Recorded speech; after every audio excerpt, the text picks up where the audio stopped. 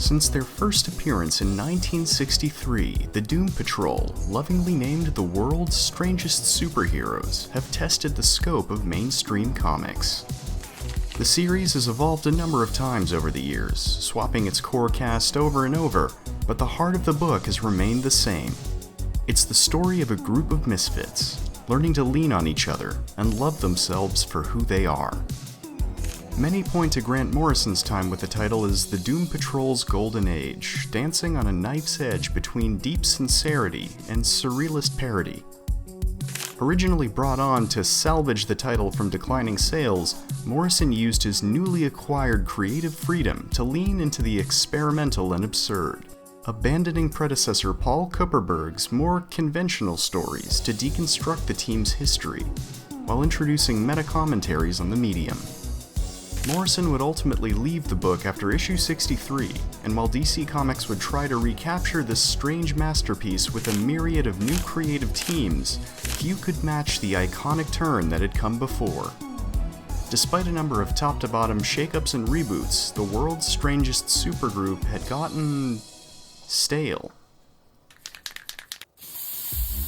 That all changed in 2016, when in collaboration with DC, up-and-coming writer Gerard Way, yes, that Gerard Way, unveiled the Young Animal imprint, with the promise of creating comics for dangerous humans.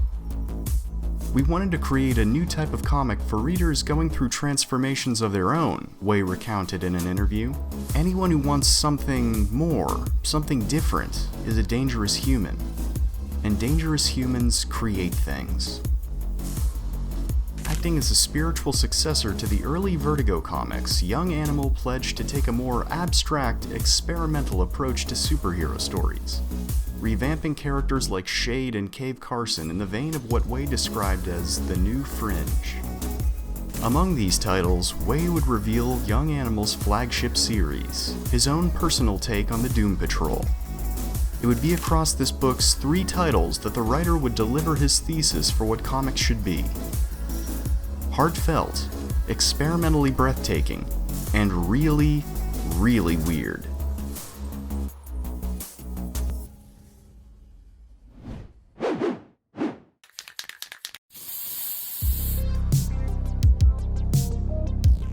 By the time Way and Derington stepped on, the title had developed a twisting, complex history, following countless iterations of the team, who have either assembled voluntarily or under the toxic influence of Dr. Niles Calder. While HBO Max's adaptation proved this dynamic still had plenty of room to explore, Way decided to transform it entirely. The book's first arc, titled Brick by Brick, scatters the core cast of Morrison's run across different realities, and focuses on newcomers like Casey Brink and Sam and Lucius Reynolds. While the classic cast are all veterans to the strange and impossible, Way uses Casey and Sam, and their personal journey through the world of the Doom Patrol, to elevate the title to something abstract and existential. Each member of the cast is reintroduced through strange, dreamlike vignettes, presented without context. Larry Traynor, suddenly torn from the spirit he hosts, yells cryptically and tries to provoke passers-by. Jane, seemingly in control of her own mind for the first time, leads a doomsday cult awaiting the explosion of a gene bomb. And Cliff Steele wages an endless war in a pocket universe that's housed inside a gyro for some reason. Slowly, these strange stories begin to permeate the ordinary world Casey and Sam inhabit, completely upending their sense of agency, as they're thrust into a world that's bigger and weirder than they could hope to imagine. And speaking of,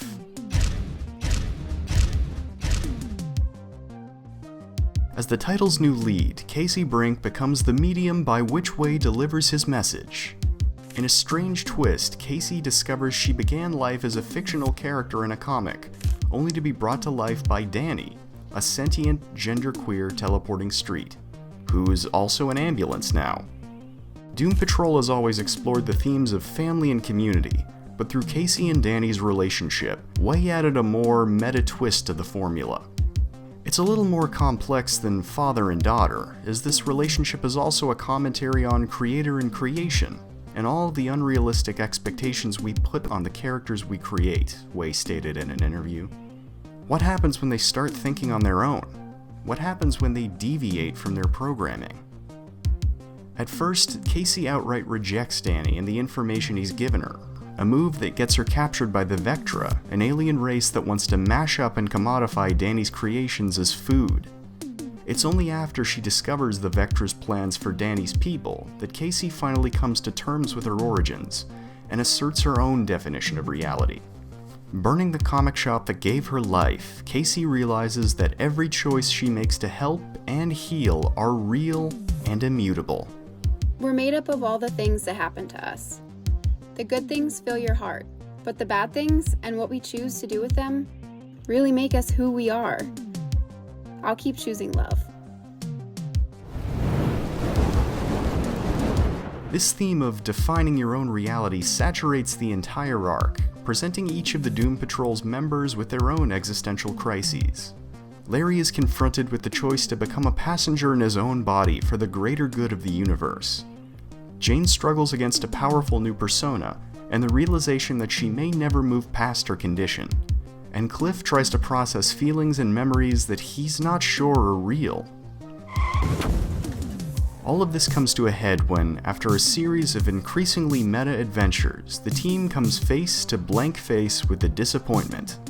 Another comic character who is brought to life to sell toys, only to face erasure with a copyright lawsuit against the toy company. Bitter with the knowledge that he isn't real, the disappointment tries to wipe out all of fiction, only to be foiled by the Doom Patrol and temporarily restored by Jane. While mainstream comics seem to crave more darkness and realism, Brick by Brick and its follow-up Nada are a heartfelt embrace of the fantastic elements of comics. Way's offbeat story is perfectly matched by Nick Derington's art and Tamra Bonvillain's colors, which forego weight and realism in favor of something delightfully absurd and incredibly sincere. Friends help you write the fiction you want to be, by looking in your heart and seeing the truth inside. Lonely in a crowded room with the music pulsing, or above the clouds with the jet stream at your back, when the sun comes up and the sirens fade, you pick each other up and make each other new. You start again.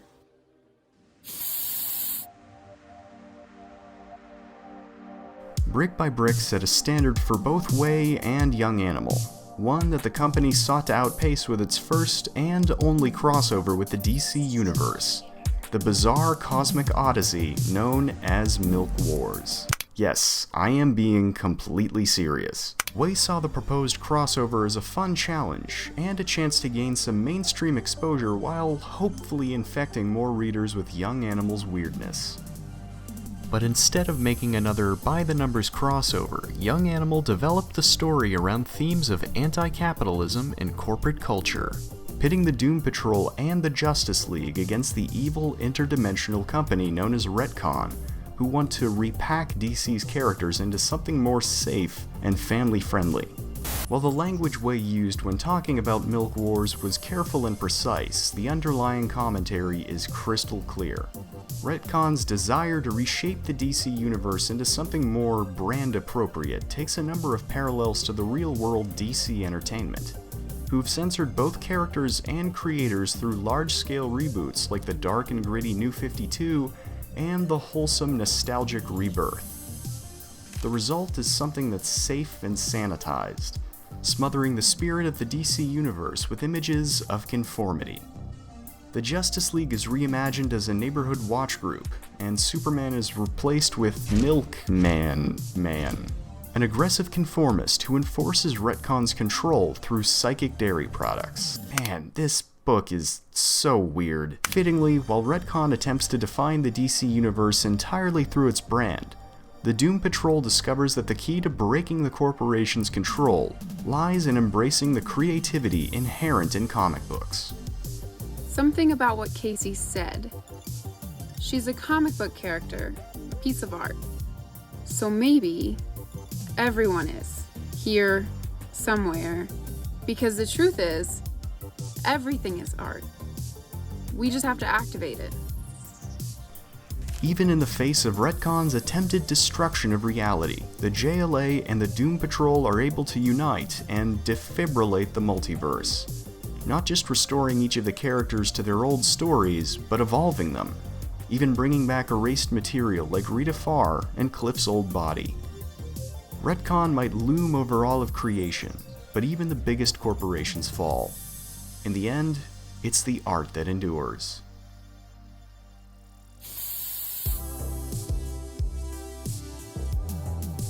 Way's first 2 arcs on Doom Patrol took it to a bigger, more bombastic place. But for his 3rd arc, titled The Weight of the Worlds, Way teamed up with artist Jeremy Lambert to craft something more introspective, ruminating on the never-ending struggle between humanity and the desire for perfection.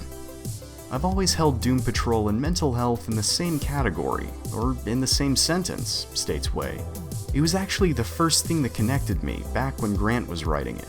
It was important for us to, yet again, touch on that. To show that in a positive light where talking to somebody isn't necessarily a bad thing. You can work stuff out. With Retcon's defeat, Way structured Weight of the Worlds as more of a Monster of the Week format, taking the emphasis away from genre-savvy villains to better explore the cast and their own development. After finally reclaiming their agency, each of the team's members begin wrestling with the complexities of their lives. After accepting her condition and committing to therapy, Jane stepped up as the Doom Patrol's new leader, finally giving them what Niles Calder never could. A leader who understands them, who empathizes with them.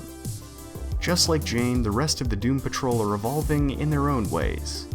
Taking on a massive amount of positive energy, Larry is able to healthily disconnect himself from the negative spirit, and takes on a new identity as the Zen-like, positive man.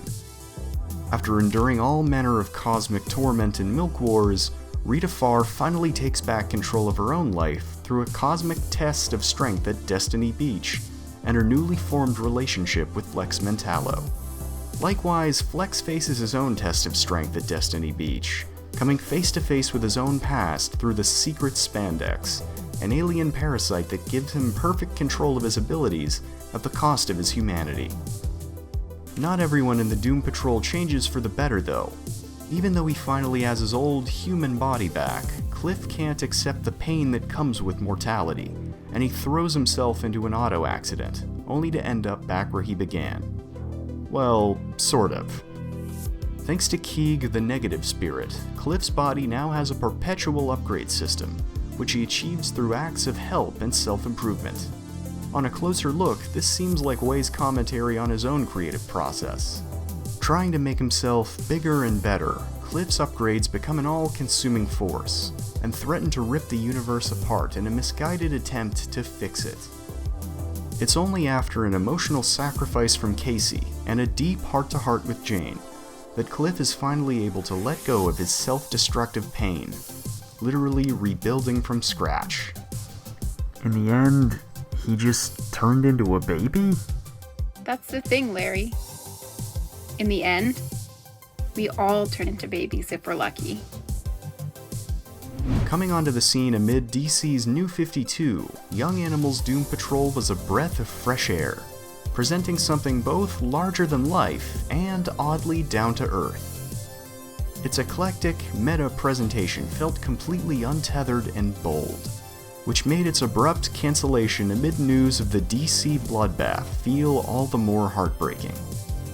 We may never see Gerard Way return to Doom Patrol, but if there's one thing we can all do to honor his tenure, it's to make some art of our own. After all, anyone who wants something different is a dangerous human, and dangerous humans create things. Hey everyone, thanks for watching my video on the Doom Patrol. This run has a special place in my heart, and it felt great to finally talk about what made it so fun. Let me know in the comments if you got any weird, awesome comics you'd like me to cover, and until next time, stay safe, stay healthy, and look out for your fellow geeks.